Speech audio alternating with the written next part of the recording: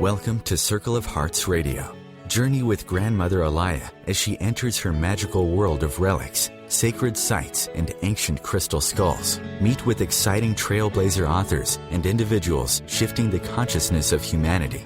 Send her your questions to be answered on air on her monthly segment, Ask the Oracle. And now your host, Grandmother Allayah, in the sanctuary on the airwaves on OMTimes Radio.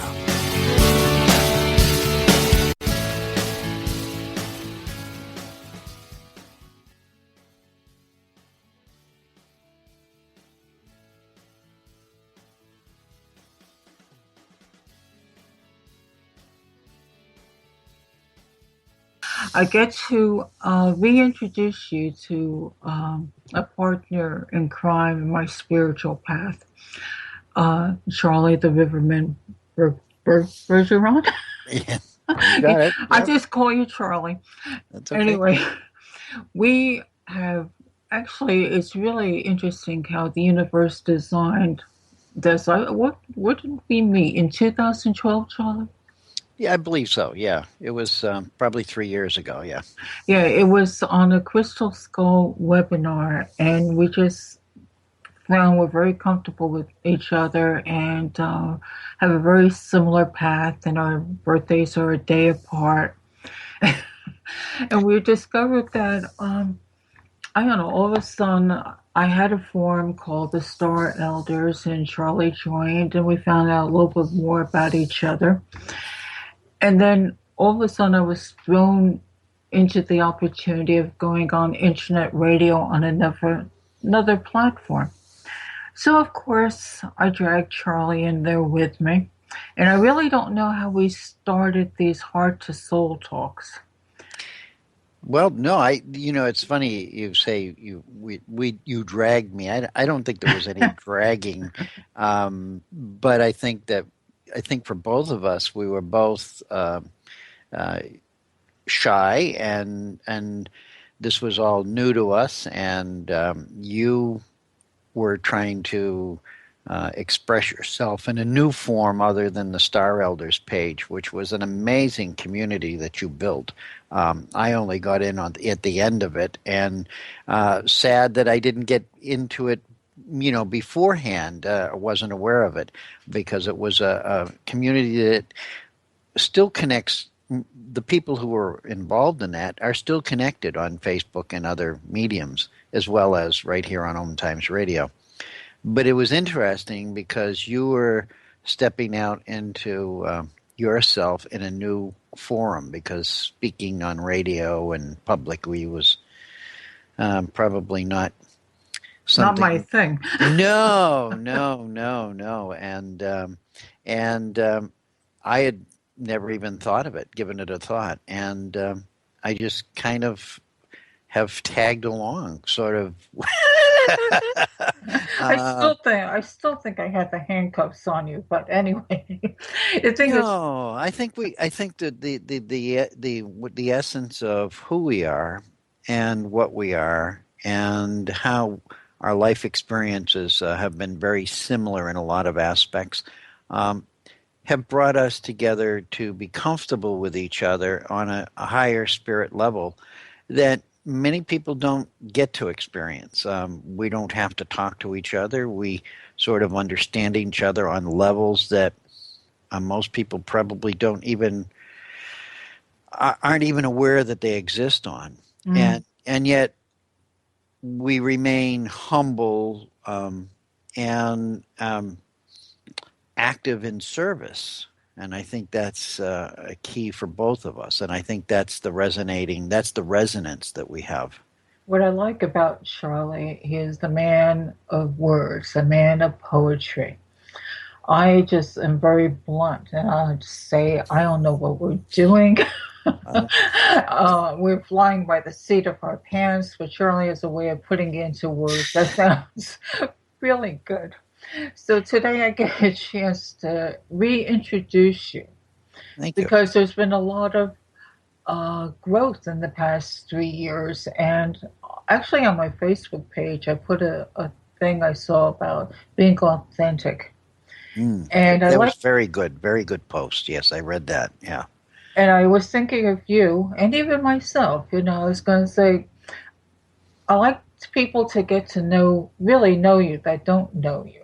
So that because next year Charlie's going to be involved once a month with me on these heart to soul talks where we just do our free form, whatever it is, that we do.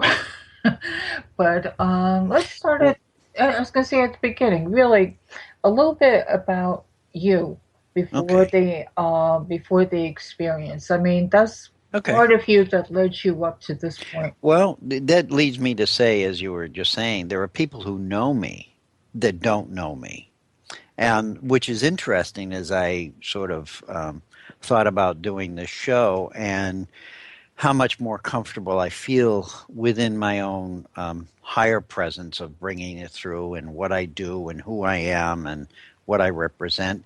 And there are people who encounter me every day and don't even know this aspect of me.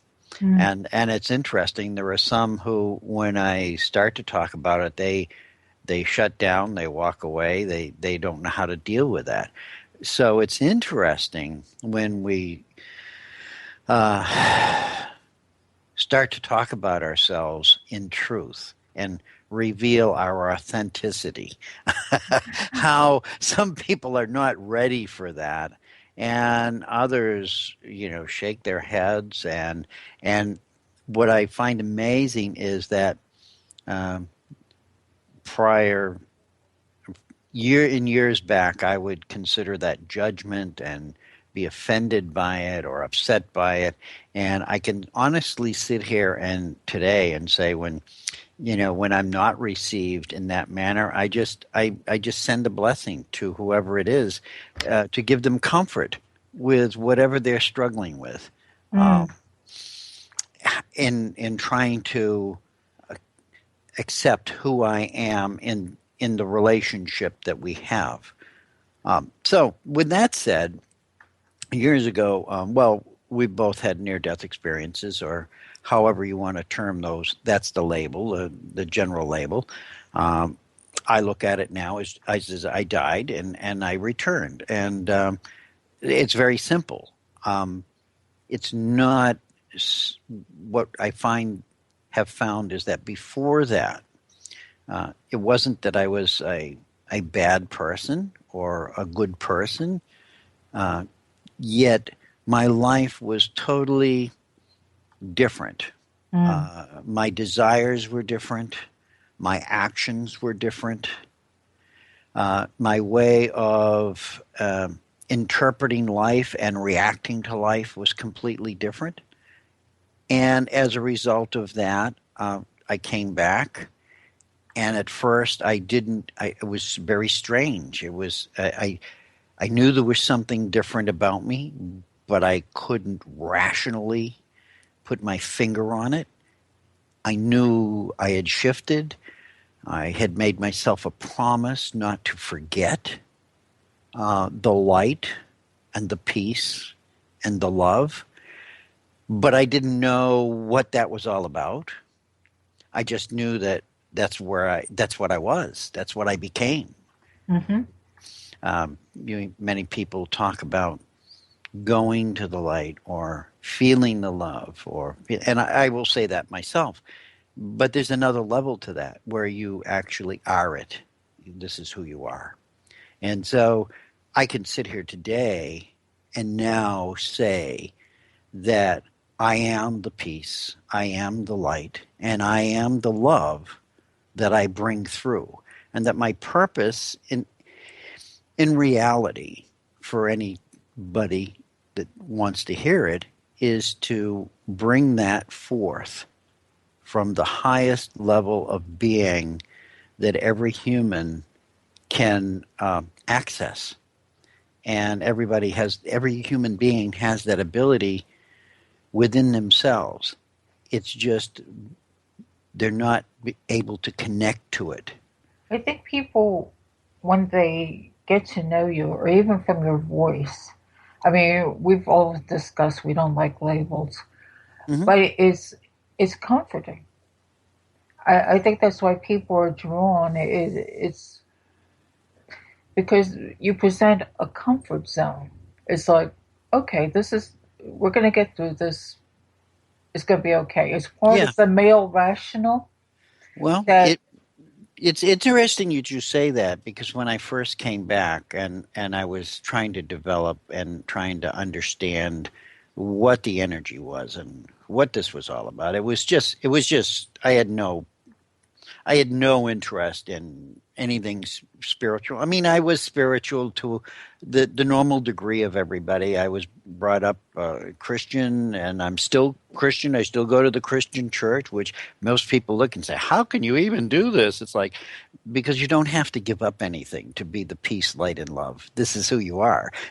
yeah, This is who you are before you decide to believe in something, before you decide to choose something. You are this. This is, and that's my message. But when I came back, that was one of the first things I did. Was I created what I called an angel meditation, and I would sit down with a tape recorder, and I said, "How can I do this?" And that's what I did, was created this meditation with the angels. And what I found in doing that was that, yes, my voice was comforting to people, that there was a harmonic vibration that I don't hear, I don't understand. When I listen to myself talk, I say, I need to go to voice training or something. oh, I know that feeling. And yet people responded to that. And when I first came back, the message I was given was to be a spiritual recovery facilitator. And that's what I claimed as a label, and I still claim. All right. I'm Well, a we're going facilitator. There you go. good. And we'll go more into that when we come back. Okay.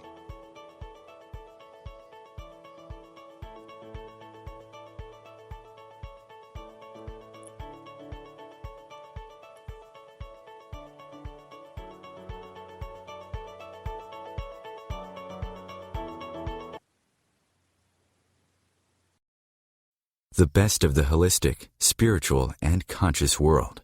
OMTimes Radio. IOM FM.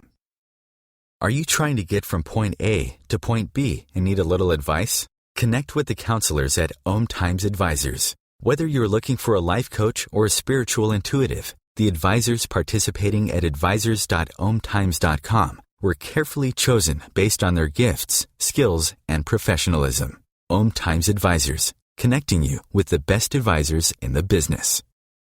The name is Bond. James Bond.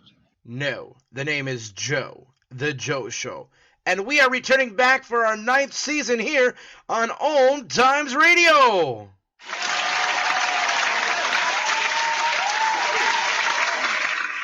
So tune in every Wednesday night, 9 p.m. Eastern, 6 p.m. Pacific, on OMTimes.com/mobile. You can take us wherever you go. Yeah!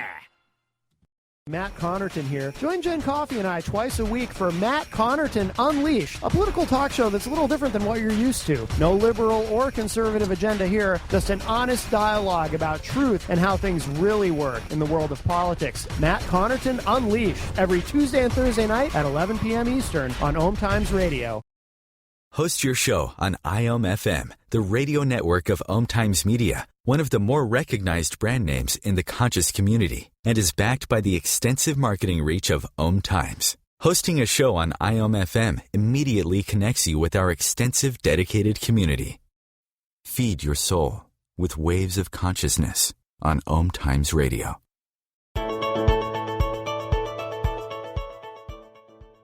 Back with my friend Charlie, and what I think is important in reintroducing you to people who may not know you is that they get to see the walk or the path that you chose spiritually, so that you could understand the situations by experiencing them, and how this is actually part of your background. Sometimes you have to walk the walk. And sometimes you have to run. Yeah, you can't pick up this book. Oh, this book says this, so this is what I'm going to present to, people understand. No, you got to get slammed in life. We are the book. We are the book. And this is the interesting part that I've found in the journey, that if I was to start at the beginning, I was born to older parents who didn't understand childhood. I was born an only child. I was born in a urban setting in a city. I was I love nature, flowers, trees, birds, animals. So my feminine energy was active as an early child, but my masculine was confronted by a wall of fear.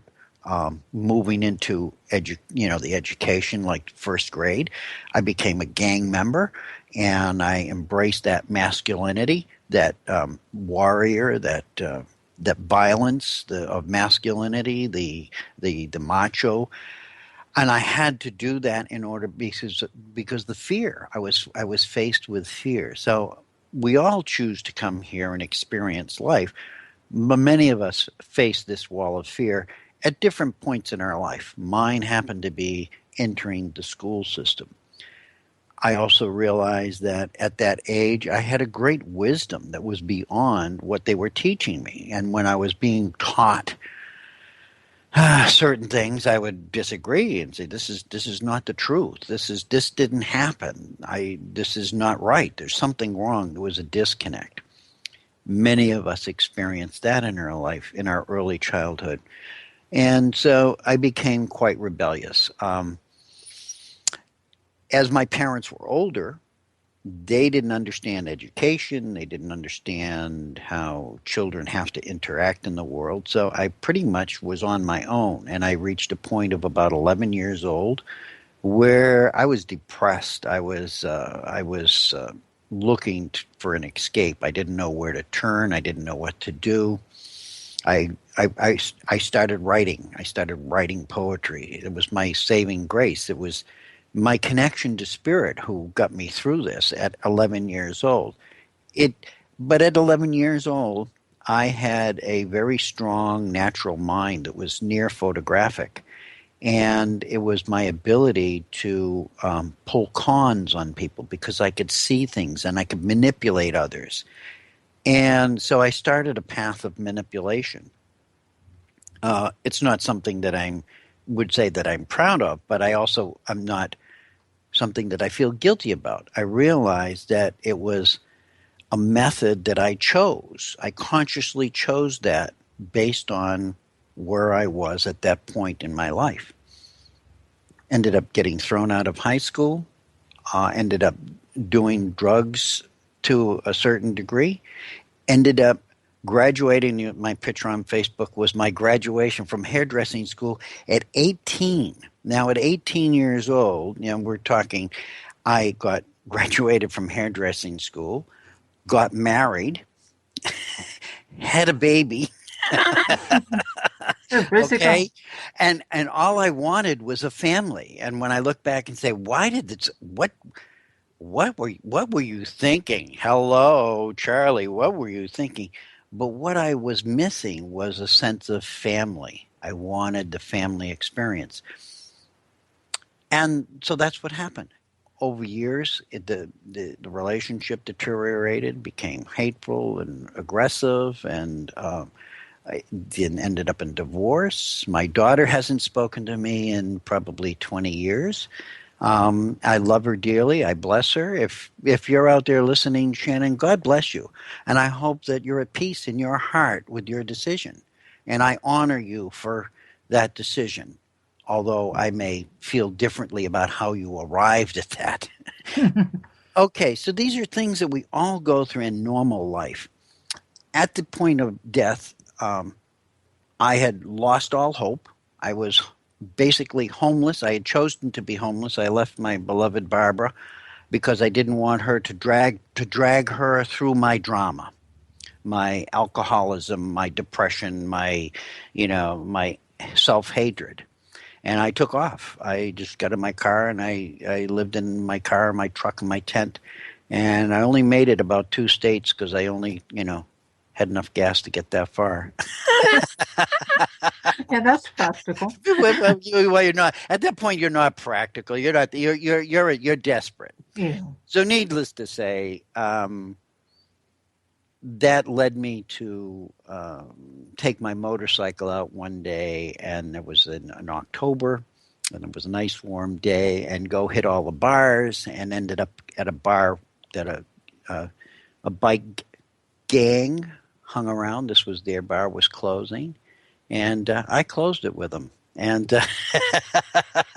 and they closed me. I got in a fight. I would have got killed right there in the bar floor if they didn't stop, but that's okay. Got on the motorcycle. Some biker who I call my angel now, whose name was Wednesday, didn't know this guy from Adam, asked for a ride to the next town, and he got on the bike, and we had to go across what's called a cheese grater bridge, and which is dangerous, and for those of you who know what it is on motorcycle, especially when they're wet. So here we are, we're both drunk on this bike, and we're going across, and I made it to the other side of the thing, and I says, wow, thank you. And that's the last thing I remember before I was looking down at my body. I wasn't in it, and that body was actually talking to a police officer, and the police officer was questioning that body, which was me, and they were trying to communicate to each other. But I was not part of that at all. I was looking at from, a few miles above in another dimension. That was the beginning and the end right there of all that had been and all that was to come. And so that was 24 years ago, I believe. It was 1991. And the journey has been long and not always Pleasant? Not always pleasant. No, because in what happens, and why I say this, and I think in our show what happens is we realize that in our lives a lot of things have happened, and we have to come to own those, and we have to become responsible for those. And that's not always a pleasant emotional experience. But I can honestly say that as I sit here 24 years later, there is very, very little that can distract me and make me feel guilty or less than or whatever, regardless of what it is, because I can look at it now as part of who I was when I was disconnected from who I truly am. And I can see that there's just a direct link, and it's perfectly normal. It's not something negative. It's not something, granted the actions may be negative, but it's something that was there only because I refused to accept who I really was. I think you needed to prove yourself on some level by making those choices. We all do. I think we all do. And I think as we're born into this world, and what's happening is that each of us now are coming to that place where we can no longer run from who we truly are. The timeline is ending for that experience, the experience that we came here to play out, to view ourselves in action as humans and be part of this is playing out, and we need to now regather our spiritual strength, if you want to call it that. That's a label, but that inner self, that inner knowingness, and to fully embrace that so that we can take and go along with the planet Earth as it shifts. What I was going to say, it's not just about us. It's about everybody, really. Everybody. So my story is really everybody's story, although your experiences may be slightly different or not as extreme or maybe more extreme. That's your story, and that's and so part of our messages, and the reason I can sit and say a lot of this is because I've accepted it as the journey.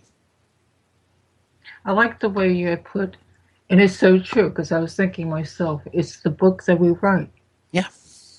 It's all, as you said, everybody has their own book, their own situations. They're all unique individuals, divine sparks of light or energy, however you want to, whatever word you want to use to describe that. We're very unique, very unique. And yet collectively, we're part of one, yeah. Yeah, collectively we're part of the whole. So it's like I said, I love the idea of the book. Or you closed it one particular chapter, and now we're writing a new chapter. Yeah. And in these talks that we do, I think it's like putting out those little sparks to people and realize, okay, there's something more going on here. And what I appreciate you going over your journey is people can now relate. It's not like, oh, he had that death experience, he came back and he's holier than thou. No, I'm not. No. No, I didn't get this laugh the easy way, and I'm certainly not going to leave this world again better than or less than everybody. I am equal to everyone, and that's the interesting thing that we look around. Which brings me to another topic we may talk in the next thing, the difference between knowledge and wisdom.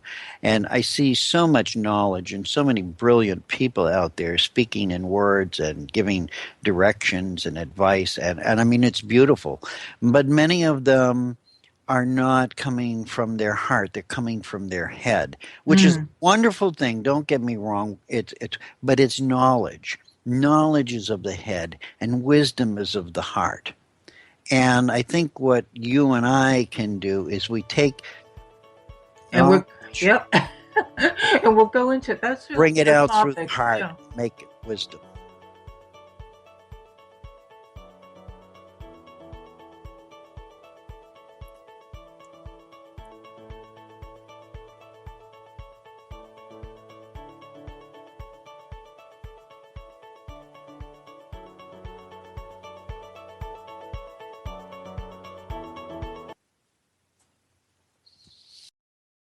The best of holistic, spiritual, and conscious world. OMTimes Radio. IOM FM. Are you trying to get from point A to point B and need a little advice? Connect with the counselors at OMTimes Advisors. Whether you're looking for a life coach or a spiritual intuitive, the advisors participating at advisors.omtimes.com were carefully chosen based on their gifts, skills, and professionalism. OMTimes Advisors. Connecting you with the best advisors in the business. Do you have time to read that inspiring book or that blog post you've been meaning to get to? In your busy world, how do you improve yourself and keep your life going? I'm Lisa Kay, and my Between Heaven and Earth radio show can transform your life just by listening. Be uplifted with inspiring topics, positive stories, and ideas that really work. Between Heaven and Earth Radio is conscious living for your soul, every Wednesday at 4 p.m. Eastern Time.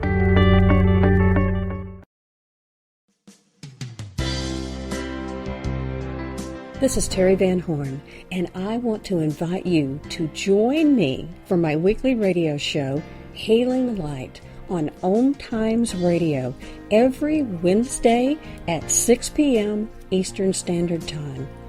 On Healing Light, we want to bring love, light, and blessings into your world.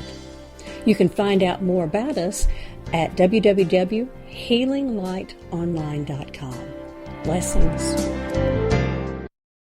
Being a radio host on IOM FM allows you to build your show on a rich platform with the power of the internet to fulfill your outreach goals and connect with a very specialized and global online audience, unlimited by time and distance. OMTimes Radio will provide you with web relevance, a recognizable conscious brand, and with the standard of excellence that has accompanied every single OMTimes endeavor. Host your show with OMTimes Radio Network.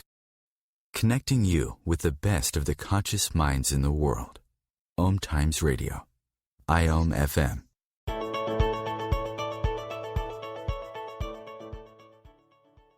back with Charlie, and before we get into the thing about knowledge and wisdom, I was just thinking during the break, it seems like the old patterns of all the ancient cultures, many part of the experience was to learn from the wisdom of others. That's where you get the words elders, wisdom keepers.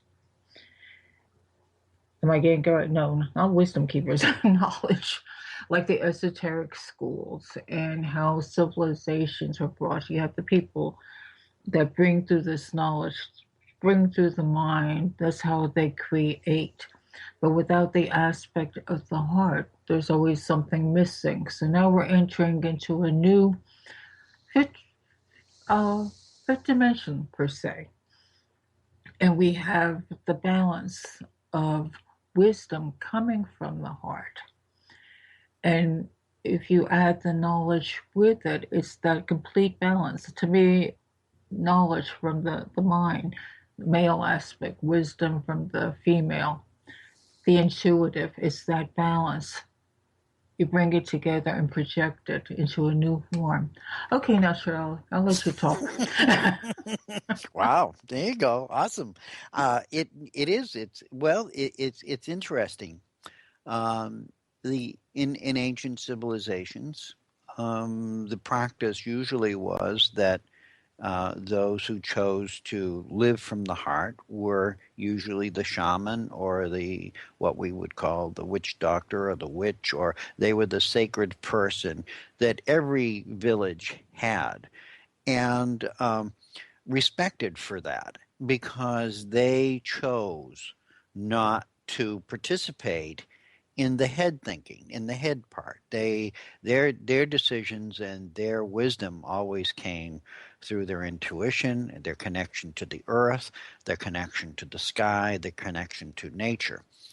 And so they chose, the villagers decided that these people would be kept separate from everybody else, and everyone else would go off and play at being baker, butcher, candlestick maker, etc.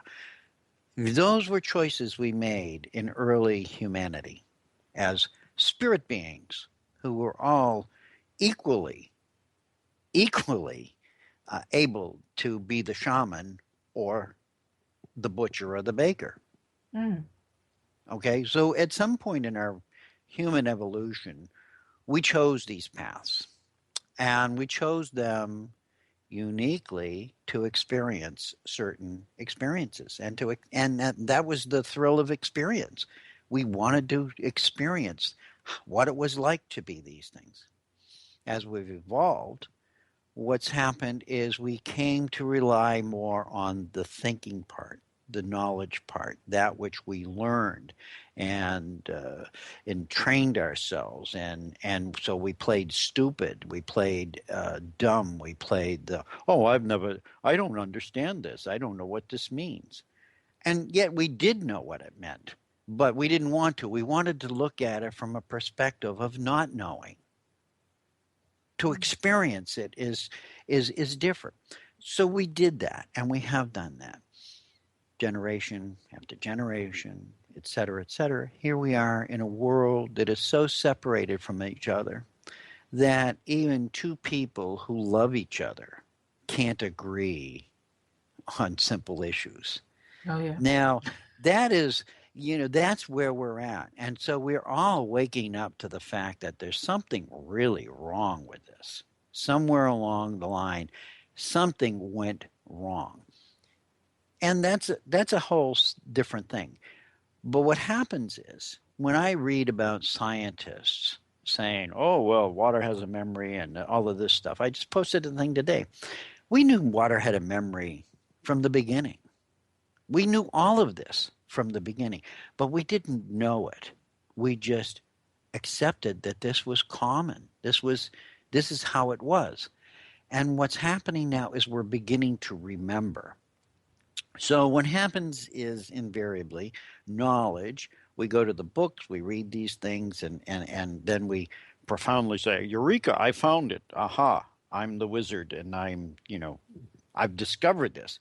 Well, that's all. And so we believe it, and then we start to try to control others with that knowledge. And so that's what happens with knowledge. Knowledge is always attached to some sort of control mechanism. That's what the mind was for. That's what the mind of the human being was designed. It's how it's worked. It's naturally supposed to do that. It's part of our survival. We wouldn't have survived if it didn't interpret and do that. But the heart got shut out of the picture. And the heart was the flow of eternal knowledge, of the wisdom of everything, the wisdom of creation, of how we were created, of what we truly were. And so what we're doing now as we're awakening is a term, again, a label, but it's a label that describes what every individual on this planet is doing, regardless of who they are and what stature of life they are. It's what we do with that awakening that is key to all human beings. And so we're now entering in a world where we can read and read and read like I do, and there's some marvelous stuff there. But if we just read it and just gather it as knowledge, it doesn't serve any purpose. So at some point we have to interpolate that and bring it back down into our heart and trigger the true wisdom, the inherent wisdom of the creator beings that we are. And this is where people start to lose touch with me a lot of times when I start talking in terms of we are creator beings. We're much more than humans. We've only chosen to be humans. But we were something much further beyond that before we decided to even create the human race. And people say, oh, you can't talk like that. That's blasphemy. Oh, my goodness. But it's not blasphemy. I think you make people think. I mean, I even find that myself. I find sometimes you try to say something, and I think that's a part of this journey of you being authentic and saying, okay, I'm okay where I'm at, and whoever comes within my energy, whether it's on social media or person to person or family, even though they may say to you, I don't get it, I don't get you.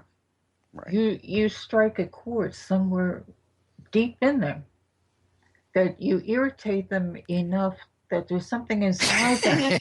I hope I do. I irritate her, but I hope I do. I hope I do, and that's part of what I came back to do. That's part of the peace, light, and love anchoring of that in this dimension now, because the dimension is shifting. Everything about is shifting, and we can't.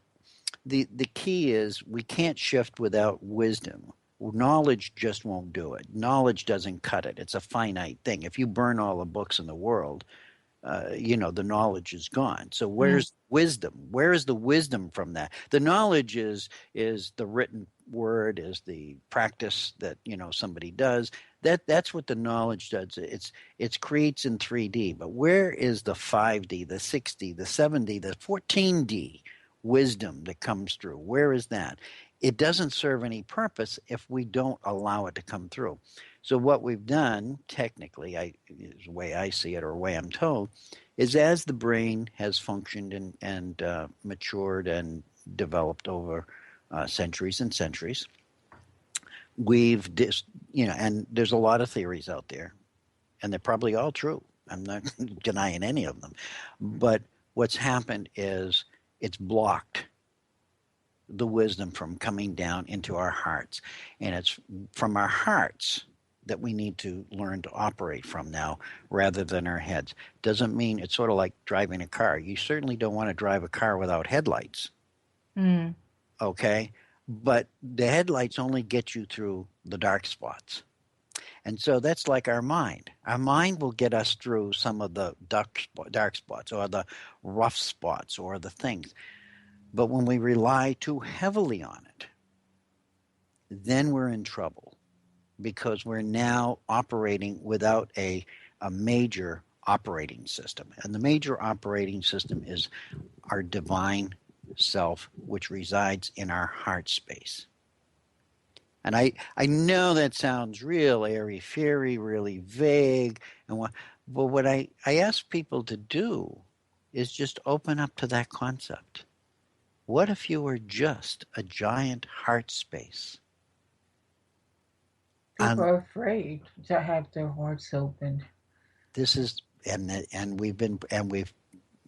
we've learned how to shut people's hearts down. We've learned how to control people.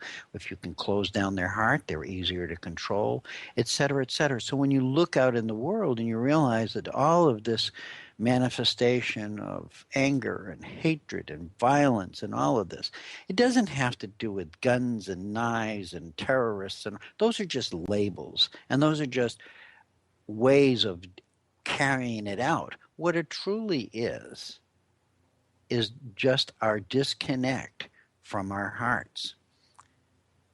Mm-hmm. That's so true. That's true. It's so simple to me, and yet I'm not saying that I've perfected this whole process. I get hit with it just like everybody else does, and I shut down and I have to block my heart. But I always try to remain open. I try to open it. It's sort of like, hurricane's coming, you board up the windows. Okay, right. But the minute the hurricane's over, let's get it all open and open it up again. Yeah. So these are parts, this is part of my journey of since the near death that I've been allowed to process and work with and play with and then bring to others and share with others. And sometimes in just very small ways, just small acts of kindness. And we're going to see what lies in the future for Charlie when we come back, what his next step is. Woo, that'll Yay!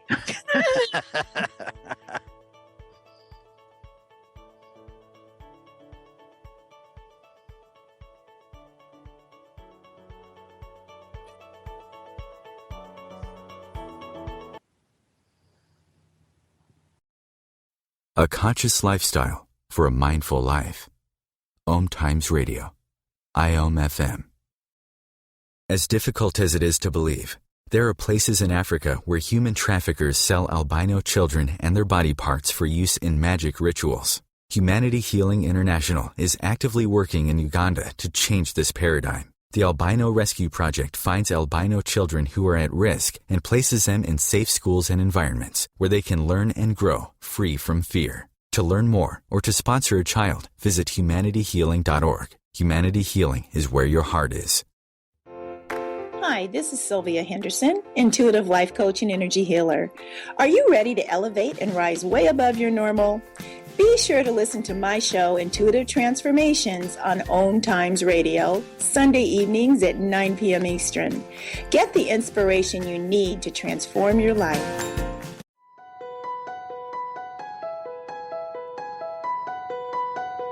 Hello, I'm Miriam Knight of New Consciousness Review, inviting you to my new show where I interview the rising stars of the conscious awakening. We'll explore the many faces of consciousness and action and intriguing perspectives on life, the universe, and everything in between. Join us each Wednesday at 2 p.m. Eastern on the Rising Stars Show. Being a radio host on IOM FM allows you to build your show on a rich platform with the power of the internet to fulfill your outreach goals and connect with a very specialized and global online audience, unlimited by time and distance. OMTimes Radio will provide you with web relevance, a recognizable conscious brand, and with the standard of excellence that has accompanied every single OMTimes endeavor. Host your show with OMTimes Radio Network. Conscious media for conscious minds. OMTimes.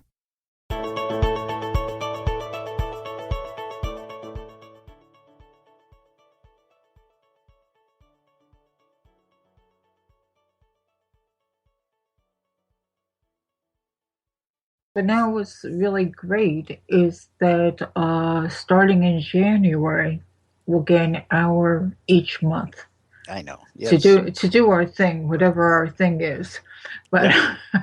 but really appreciate you coming on because people can see your book of life. They can see that you didn't come back with, okay, I'm a channel of all this knowledge. I'm putting it out there.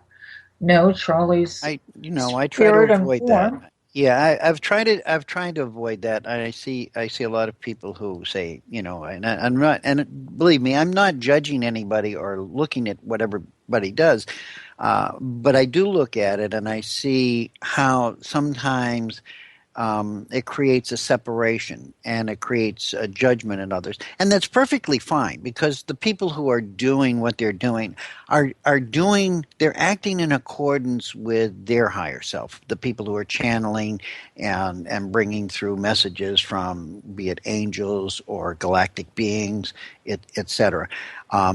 I've chosen not to do that. And part of my path has been from the beginning, whenever I asked, who is this? Who am I talking to? Who are you? What are you? They laugh. And you don't need to know. You already know who we are. You're part of us. You are, and I are all the same.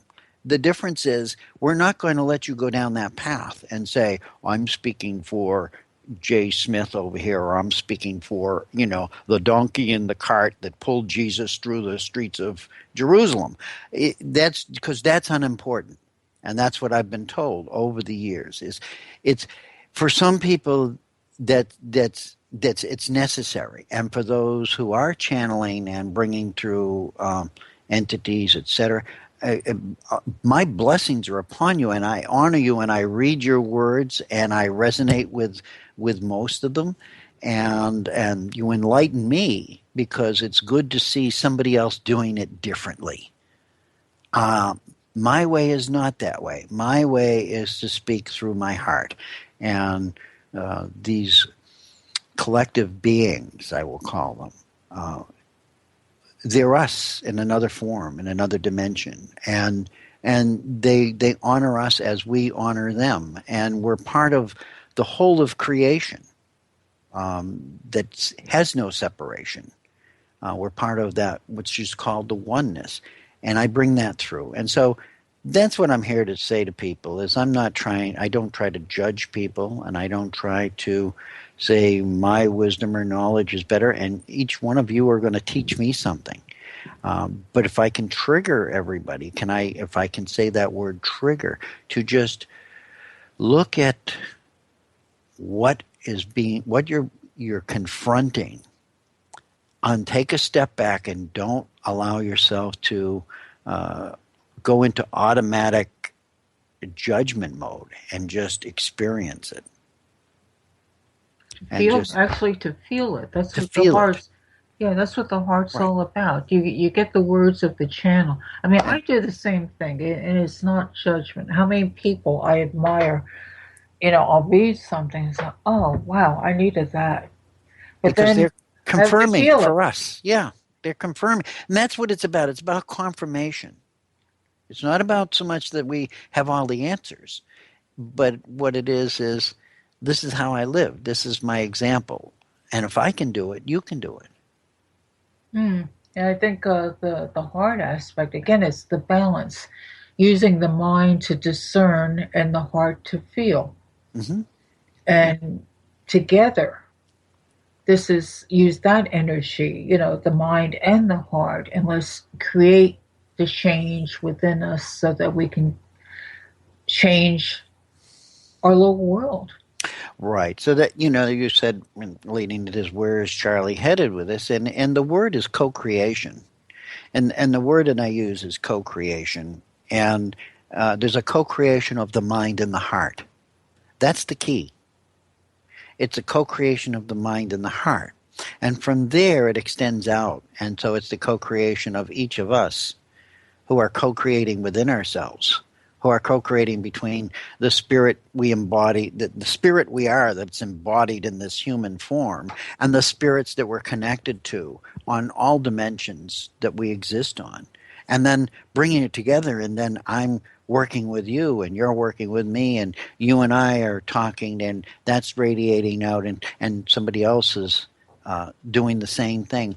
That's the connection. That's the resonance. We're creating this field of resonance that is aligned and in harmony with all of life in all its many, many forms, whether it be water or earth or fire or air or whatever form it has taken. But Earth is, this planet that we live on, is a very spirit being. It's a spirit being, and we live within its field of resonance. And we need to start to rebalance that, because it's evolving. If we could think of the Earth as an evolving being, so too do we have to evolve with it. Because if we don't evolve with it, and some of us will, and some of us are not going to. And that's okay. Eventually, everybody will, in their But own eventually, time. the Earth is not going to stop because of humans.